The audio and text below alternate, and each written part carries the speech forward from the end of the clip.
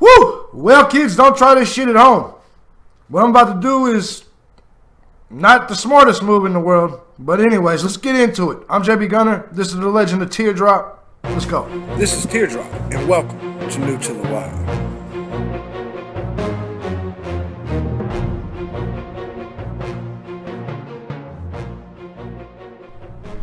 What's good, everybody? As you guys know, I'm JB Gunner, aka Teardrop, and today what we're going to be talking about is the idiocy that is me leaving January 1st. Now, I know yesterday you heard me talk about what I was talking about when it comes to winter versus summer.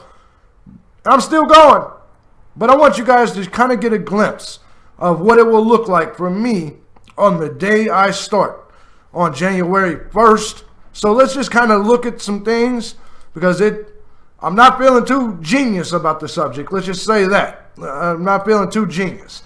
All right, so we've got a couple videos we're going to look at right here because it's going to be some intense shit. Let's go. Cold and snow gripping large swaths of the U.S. National Guard troops put on active duty in Pennsylvania as the state digs out of record-breaking snow. A disaster emergency declared in Erie, Pennsylvania, where more than 5 feet of snow has fallen, and more is expected tonight. CNN meteorologist Allison Chinchard joins us now with the incredible pictures. Allison? That's right, yeah, and on top of that, now you have to worry. Look at that. If you see, it literally goes down all the way through the Appalachians. All the way down there. This essentially is the Appalachian Trail. I'm shocked to see this, and granted, it's cold as shit where I'm at right now. It's 10 degrees where I'm at right now, and it's going to be a cold hike, no doubt about it. So here's what I want you guys to do. Now, I'm a winter hiker anyway, so I think I pretty much got this covered. However, just looking at things realistically, any advice or any tips that you have, feel free to put in the comment section because I realize that I'm not in Georgia. I'm not in the South.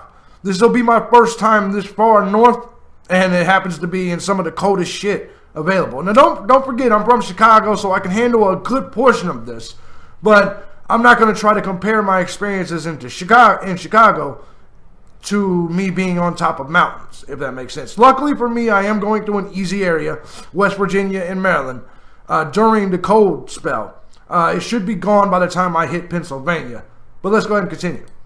About the incredible cold air that's in place, and the concern with that is how much frostbite could set in and quickly. Now, in most of these areas, you're talking 15 to even 20 minutes of being outside if you are uncovered. Take a look. Again, we've got from West Virginia all the way up to Maine. These folks either under a wind chill advisory or a wind chill warning.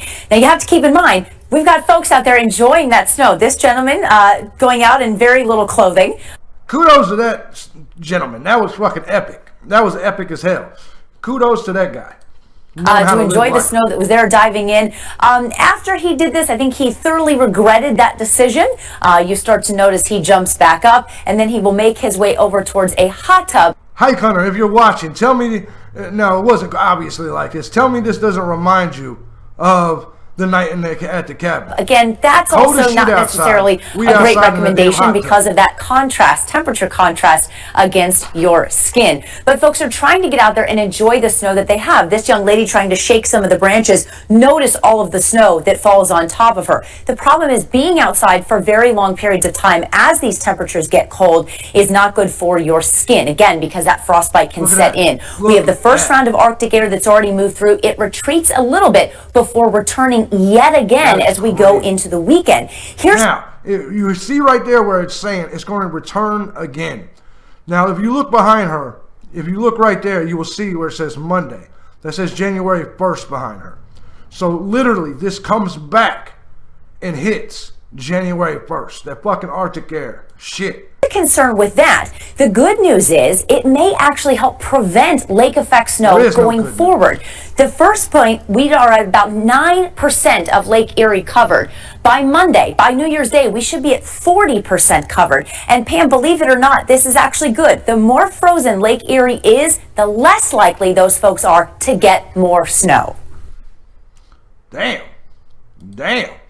All right, so let's move on to this next video. I haven't seen this one yet, so It's called Frigid Temperatures Grip Midwest, Northeast U.S. And if I was a block of ice, I'd have a lot of company. About 30 million people across the U.S. right now are enduring a wind chill advisory. And the bad news is it's not going to warm up before the new... And yes, I switched it over to Fox News because I'm a full believer that CNN's fake news. So I wasn't quite sure if I believed that first report or not. So let's go ahead and go here.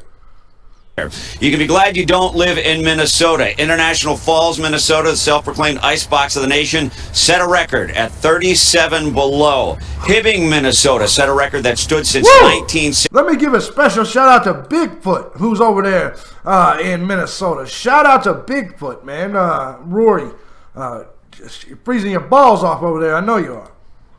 It was 27 below. It is now 32 below. Sadly, there is tragedy out of Hibbing, Minnesota. It was a fire that started in the home of a retired fire captain. That was just the day after. That fire wasn't started. That man lit that fire so he could stay warm out there in them damn temperatures. Christmas when the fire started. Sadly, another child who was caught in that fire passed away. It's a total of 4 people who died in the home.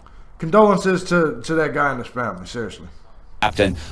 Grandchildren were visiting. 1 grandchild survived that fire. Oftentimes in weather like this, it is the effort to stay warm that causes the tragedy. Space heaters are often the culprit. Look at them cold temperatures all the way over, all the way to the west. And it's not necessarily the space heater itself. Those things draw a tremendous amount of electricity. Oftentimes it's the cord. The extension cord will become a source of heat. People sometimes will splice the cords together. The splice itself can become an ignition source, particularly if you do something like put a rug over the top of it. So be very careful if you are using space heaters in this weather. One group of people enjoying the weather are the people in the record business. A towing service out of Iowa says their calls are up about 300%. AAA out of Chicago says calls are up at 192%. That's because you got... Can you imagine how cold it is on top of Mount Washington right now? I don't even think you could survive. Let me know if any of you guys are out there on Mount Washington right now, man. I'm serious to know if people could even survive that damn hike. And people don't want to change their tires in this kind of weather. Rick? Well, Mike, I know firsthand it can be painful standing outside for any extended period of time, but there's also a concern about frostbite for people in this condition, in these conditions.